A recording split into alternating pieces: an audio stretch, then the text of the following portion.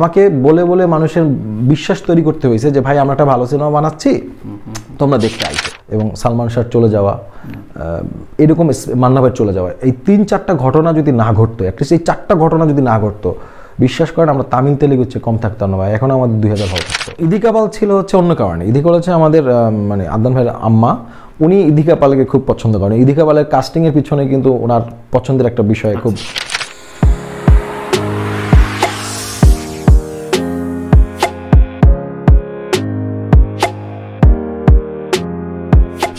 রাজকুমার নিয়ে প্রথম যে ক্যাম্পেইনটা হয়েছিল, আরশাদ ভাইকে জিজ্ঞাসা করছিলাম যে ওইটা মূলত প্রোডাকশন ক্যাম্পেইন ছিল না, তখন আরশাদ আদনান ছিলেন না এই প্রজেক্টের সাথে, রাইট? মানে জি, তখন ছিলেন না ইউএসএতে।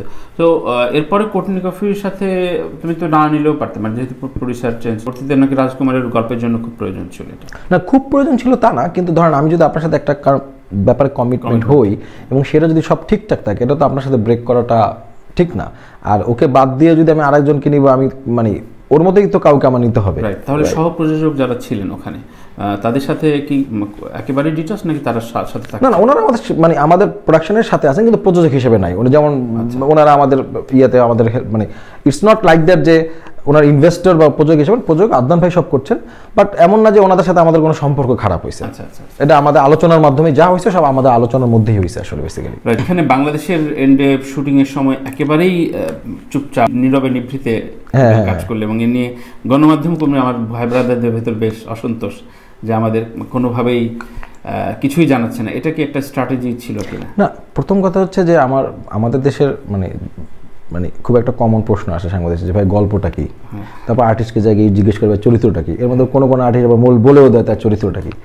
এখন যেটা হয় যে আমি একটা ধরেন আমি আপনাকে বললাম যে ভাই আমি সিনেমা শুট করছি, আপনি আসেন, আপনি আমার সেটা আসলেন, দেন হোয়াট? আমি আপনাকে না গল্প বলবো, না আমি আপনাকে আমার সিনেমার আর্টিস্টের কস্টিউম সহ আপনার ছবি তুলতে দিব, না আমি আপনাকে কিছুতে শেয়ার করতে পারবো না। তো আপনি যদি আমাকে জিজ্ঞেস করেন যে হিমেল তুমি যে ডাকলা কেন, মানে আপনি একটা নিউজ করলেন যে এফডিসিতে শুটিং হচ্ছে, এটার জন্য তো আপনাকে খবর দেওয়ার কিছু নাই। সো মূল কথা হচ্ছে যে আমি যে সাংবাদিক ভাইয়াদের ডাকবো বা ওনার সাথে বসবো বা আমি ওনাদের কাছে যাব, আমার তো একটা তথ্য দিতে হবে যে আমি কি। আমার কাছে এখন পর্যন্ত মানে সাংবাদিকের কাছে দেওয়া মানুষ তো আসলে দর্শকদের দেওয়া, আপনার কাছে ব্যক্তিগতভাবে দেওয়ার তো আপনার কোনো চাহিদা নাই। দর্শকদের কাছে দেওয়ার মতো একটাই তথ্য আমার, যে আমি ঈদ উল ফিতরে এই সিনেমাটা নিয়ে আমরা আসতেছি, এর বাইরে কোনো কিছু আসলে দেওয়ার মতো নাই। সো এটা একটা বিষয়। আর একটা বিষয় হচ্ছে যে প্রত্যেকটা দিন একটা সময় আছে। আমি চাই না এখন রাজকুমার নিয়ে খুব বেশি নিউজ হোক, কারণ এইটা আমার রিলিজের সাথে আসলে খুব একটা কানেক্টেড হবে না। আমি চাই যে রোজার মাসে আপনি আমাকে আরো 5 বার ডাকেন, আপনি আমার নিয়ে 10টা নিউজ করেন, হাইপটা উঠুক, মানুষ আলোচনা হোক। কারণ এখনকার আলোচনাটা আমার কাছে মনে হচ্ছে যে ঈদ পর্যন্ত কন্টিনিউ নাও করতে পারে। সো এই একটা বিষয় একটা হচ্ছে, আমি তো আসলে এখন ছবি বানানোটাই ব্যস্ত। এটা আমি বানানোর পরে ডেফিনেটলি আমার কাছে কন্টেন্ট থাকবে, গান থাকবে, টিজার থাকবে, ট্রেলার থাকবে, সেটা নিয়ে আমি আপনাদের সাথে কথা বলবো, ডিসকাশন করব। সো ওই সময়টা আমার কাছে মনে হয় এখন আসে নাই আসলে। তো কিন্তু কারো এটা ইউটিউব না, বড় বড় চ্যানেলও রাজকুমার, দরদ এবং তুফান নিয়ে নানান রকম গল্প ভাঁজছে, এটা হচ্ছে ওইটা হচ্ছে না, এটা পারছে না। তো এগুলো দেখে তোমাদের কেমন লাগে? ইটস ফাইন, মানে এক একজনের পলিসি এক একজনের, কিন্তু আমার কাছে মনে হয়েছে যে আমার কাছে মনে হয়েছে যে আমি আসলে ধরেন মুখে বললাম একটা ভাইয়া, পরে এটা পারলাম না, ওইটা আমার জন্য মাইনাস। এবং প্রিয়তমার সময় আমি কিন্তু অনেক বেশি কনফিডেন্টলি বলছি যে মানে অনেক বেশি বলছি যে এটা হিট হবে, এই হবে ওই হবে, কিন্তু এইটা আমার এইবার বলতে হচ্ছে না। এই কারণ মানুষের ওই আস্থাটা অলরেডি আছে, আমার মুখ দিয়ে বলে আস্থাটা তৈরি করার কিছু নাই। যখন প্রিয়তমার আগে আমি অনেক বেশি ইন্টারভিউ দিছি, বিকজ অফ আমাকে মানুষ চিনতো না, আদনান ভাই অনেকদিন পরে একটা ব্যাগ, ছবি এভাবে চলছিল না। সো আমাকে বলে বলে মানুষের বিশ্বাস তৈরি করতে হয়েছে যে ভাই আমরা একটা ভালো সিনেমা বানাচ্ছি, তোমরা দেখতে আইসো। কিন্তু আমার এবারের পলিসিটা আমার মনে হচ্ছে যে মানুষ অ্যাটলিস্ট একটু বুঝে যে দে আর ট্রাইং দেয়ার বেস্ট, যে ওরা একটা ভালো সিনেমা দেওয়ার ট্রাই ওরা করছে। সো ওইটা নিয়ে আমার এখন থেকেই আসলে মানে বলার কিছু নাই। আমার মনে হয় যে আমি যখন ট্রেলার দিব, টিজার দিব, গান ছাড়বো, তখন দর্শক বলবে। দারুণ। শাকিব একই সাথে 3টি বড় মার্জিনের ছবি করছেন এবং সেক্ষেত্রে 3 জন প্রতিষ্ঠিত নির্মাতার কাজ করছেন। তো সেক্ষেত্রে লুক এবং এই কাজগুলোর শিডিউল কিভাবে? না, মোটামুটি দরদের সিনেমা যখন শেষ হয়েছে, তো দরদ শেষ হয়েছে, তারপর তো আমরা প্রায় 1 মাসের একটা গ্যাপ দিছি। যে 1 মাসের গ্যাপ দেওয়ার পরে আমি আমার টানা শুটিং শেষ করতেছি, তারপরে আবার অলমোস্ট 15-20 দিনের একটা গ্যাপের পরে সে তুফানে ঢুকতেছে। আমার মনে হয় না এটা লুক, হেয়ার স্টাইল ওগুলো ঝামেলা হবে। আর এখন হেয়ার স্টাইল আগের দিন নাই ভাই যে আপনাকে বড় করতে হবে, এখন সব আপনি চাইলে সব কিছুই মেকআপ ম্যান আপনাকে করে দিতে পারে। সেটাতে তো বড় উদাহরণ প্রিয়তমাকে আমি দেখাইছি। জি ভাই। সো এই প্রিয়তমার যে একটা গিমিক, একটা বড় টুইস্ট ছিল পোস্টারে, এরকম কিছু মানে রসদ রাখছো কিনা? না, আমার এইটা আসলে এক এক গল্প তো ভাই এক এক ধরন থাকে। এই সিনেমাটা আসলে লুক বেস না, মানে একটা মানুষ দেখতে কেমন বা দেখার বিষয়ের চেয়ে এইটা আমি অনেক বেশি অন্য জায়গায় ফোকাস দিতে চাচ্ছি।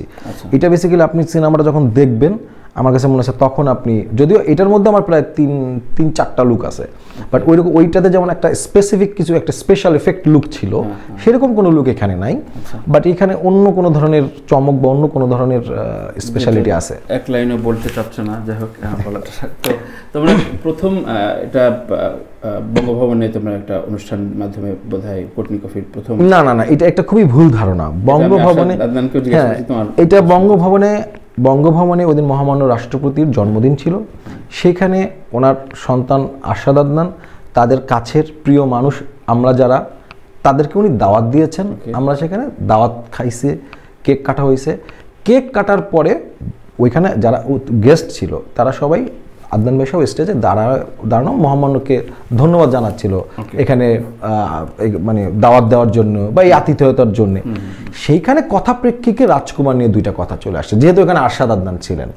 কিন্তু এইটা না রাজকুমারের কোনো অনুষ্ঠান, না রাজকুমারের কোনো কেক কাটা হয়েছে, না রাজকুমারের কোনো ফটো সেশন হয়েছে, না রাজকুমারের কোনো কিছু, নো ফটোশুট। আমরা ছবি তুলে দিয়েছি, সেটা তো আমিও তো রাষ্ট্রপতি ভবনে কিন্তু আমিও যে ছবি তুলছি, এখানে তো কোনো সেগুলো দেখাচ্ছি আমরা। হ্যাঁ, তো সেখানে এরা আমি যে ছবি তুলছি, আপনি রাষ্ট্রপতি ভবনে গেলে একটা ছবি তুলতেই পারেন। ইটস নট লাইক এখানে ফটো সেশন হয়েছে, কোনো ফটোগ্রাফার, কিন্তু আমার মোবাইলে তোলা ভাইয়া, আমার জাস্ট আমার আইফোনে এটা ছবিটা তোলা। So it's not like that যে আমরা রাষ্ট্রপতি ভবনে কোনো ধরনের কিছু করছি। ওইখানে একদমই এটা মহামান্য রাষ্ট্রপতির জন্মদিন ছিল, সেখানে আমরা ঘরোয়াভাবে গিয়েছি। হ্যাঁ, এখন যেহেতু এখানে কিছু সাংবাদিক ভাই বোনেরা ছিল, আমরা ছিলাম, সেখানে কথা চলছে, কথা হয়েছে ভাই, সেটা তো খুবই স্বাভাবিক। এখানে কোটনিও ছিল যেহেতু তোমাদের ওই সময় গল্প, কিন্তু ইদিকা পাল যেহেতু থাকাতে 2-4 নো, ইদিকা পাল ছিল হচ্ছে অন্য কারণে। ইদিকা হচ্ছে আমাদের মানে আদনান ভাইয়ের আম্মা, উনি ইদিকা পালকে খুব পছন্দ করেন। ইদিকা পালের কাস্টিংয়ের পিছনে কিন্তু ওনার পছন্দের একটা বিষয় খুব ব্যাপার। আমি যখন প্রথম ইদিকার নাম বলি তখন আদনান ভাই চিনেন নাই, তো বলে আচ্ছা দেখি আমি ভাবি। তো উনি বাসায় যেয়ে ছবিটা দেখেছে, দেখার সাথে সাথে আন্টি বলতেছে আরে এতে চিনি তো রিঙ্কি। তো পরের দিন আমাকে যখন ভাই বলে, আমি বলি তাহলে আন্টি যেহেতু চেনে তাহলে নিশ্চয়ই সে ইয়ে হবে। সো ওইটাও কিন্তু আমার একটা প্লাস গেছে। তো যেদিন আমরা সিনেমাটা রিলিজ থেকে এই পর্যন্ত ইদিকা কোনো এক কারণে আমাদের সাথে জয়েন করতে পারে না। ইভেন আমরা মহামান্য রাষ্ট্রপতি সিনেমা হলে গিয়ে যেদিন ছবিটা দেখেছেন আন্টির জন্মদিনে, সেদিন উনি উপস্থিত থাকতে পারেন নাই। সো ওই জন্য আদনান ভাই ওকে ইনভাইট করে যে যেহেতু তোমার সাথে আমার মা তোমার কাজ পছন্দ করে, তো তুমি আসো। ব্যাপারটা একদম এরকম ছিল। হিমেল, ইদিকা পালের সাকসেস প্রিয়তমার সাকসেসের সাথে খুব জড়িত, এবং ইদিকা পালের ক্যারিয়ারও একটা বড় টার্নিং এর ছবি। এবং এটাতে যেটা হয়েছে যে কিছুদিন আগে কলকাতার কয়েকজন প্রডিউসারের সাথে আমার একটু আলাপ হলো, ইভেন জয়াও বললো যে এরপরে অনেক মেয়েদের একটা বড় ধরনের আশাও তৈরি হয়েছে। ইনফ্যাক্ট আমরা এয়ারপোর্টে ছবি দেখলেও ভাবি যে এই হিমেল আশরাফের সেটে বোধহয় যাওয়ার জন্য কয়েকটা খবরও হয়েছে, তোমার চোখে পড়েছে নিশ্চয়ই। তো এই ব্যাপারগুলো কিভাবে দেখো? টলিউড ইন্ডাস্ট্রি মোটামুটি তো তোমরা কবজা করে নিচ্ছ। নিতে চাই একসময়। ভাই আপনার কি মনে আছে যে ঋতুপর্ণ থেকে শুরু করে সবাই আমাদের ইন্ডাস্ট্রিতে এসে কাজ করতো, রাইট?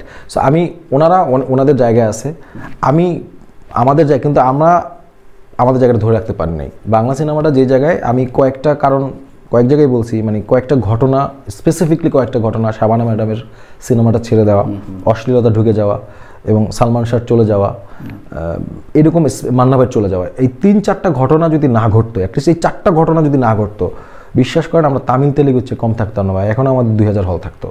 বাট এই 4টা ঘটনা আমাদের সিনেমাকে 4টা সময় আলাদাভাবে মাজা ভেঙে দিছে।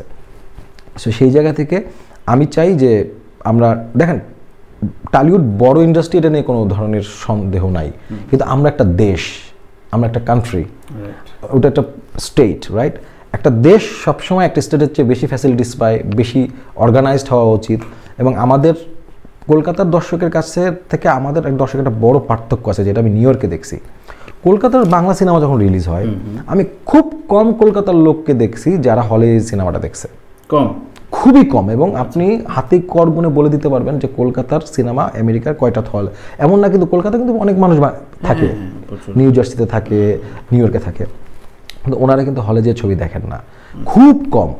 যেখানে বাংলাদেশ কিন্তু আবার উল্টা, বাংলাদেশের ছবি যখনই যায়, যখনই মানসম্পন্ন ছবি গেছে, একটা ভালো ছবি গেছে, বাঙালিরা কিন্তু হুমড়ি খেয়ে ছবি দেখছেন। এইটা আমাদের একটা আলাদা প্র্যাকটিস আছে। তো সেই জায়গা থেকে কেন মানে আমাদেরকে কেন আসলে টলিউড ইন্ডাস্ট্রি থেকে টেকনিশিয়ান এসে কাজ করতে হয়, টলিউড থেকে আমাদের বিভিন্ন জিনিস ধার নিয়ে কাজ করতে হয়, আমরা না বরং ওনাদের দিবে। এখানে বড় ছোটোর বিষয় না, আমি বলতে চাচ্ছি যে আমরা তো একটা দেশ, এই দেশটা কেন মানে 18 কোটি মানুষের দেশ, আমরা কেন অন্য একটা স্টেটের থেকে পিছিয়ে থাকবো? একদমই একই ভাষা, একই সংস্কৃতি। জাতীয় প্রশ্ন যে এবারও কি টলিউডের আর একটা প্যারালাল নায়িকা থাকবে কিনা, নাকি বাংলাদেশের অন্তত এটুকু বলার সময় এসছে কিনা, একটু বলে যায়। না না, আমার মানে এতক্ষণ মানে যেটুকু দর্শক জানে অতটুকু পর্যন্তই আসলে আমার মানে বলি, এর বাইরে খুব একটা কিছু আসলে নাই। বাট যেটা হয় ভাই মানে আমাদের সিনেমাটা না মানে ছোটবেলায় যখন আমার কেউ গল্প বলতো, আমি বলতাম এই শেষটা বলবি না কিন্তু, মানে আমি যদি মজাটা থাকে না আসলে মজা, মানে আমি জানি না কেন আমাদের এখানে বারবার এই প্রশ্ন করা হয় গল্পটা কি, চরিত্রটা কি, না না বা চরিত্রের নামটা কি, হ্যাঁ আপনি কি করেন, উনি কি হয়, এই জিনিসগুলো ছবির ম্যারিট নষ্ট, মজাটা নষ্ট করে দেয়। কারণ আমি ধরেন একটা জিনিস বললাম, আপনি আর ওটা যদি আপনি না জানেন, আপনি জানেন না, আপনি হলে যায় দেখতেছেন যে আপনি এখানে সালমান খান, ও মাই গড সালমান খান ক্যামিও, এটা আপনাকে মজা দেয়, রাইট? সো দেখা যাক, আমাদের ওইরকম কিছু এখনো আমরা রেডি করতে পারি না আসলে।